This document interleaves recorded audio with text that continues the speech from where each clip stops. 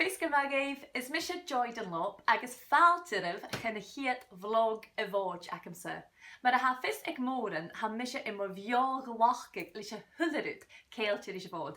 Chyn na hira gyda can y cwtch gyda fiar modgig a hwn amser.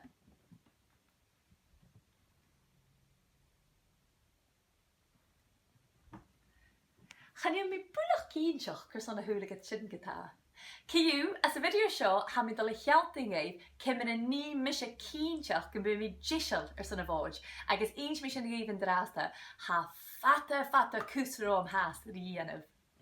Siamod leitrang gyfys agam yn blian yr eist, eithaf fi brihafach, y siainig ceilian ag as cwdioch a gael o'r yn hira agus yn sas on yn tri yffer caution, smyr sin, feim mi fi gyma o ddwychtio. Ha mi nisio gisiol sy'n fi brihafach siol. Han y ffactor yn gael ag acam.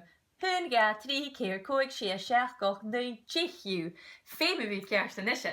Cwdiach han y hor yn acam ula jisiol yn sôn y gorsen sialf. Chanil dat na siar na colour coding son bych hwmol kerst.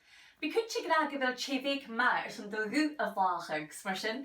Chai mich yn y fw gwrs rwy'n gai yn y pishagan gwrs yn biad ergulees a hi a chars y fadau sialf.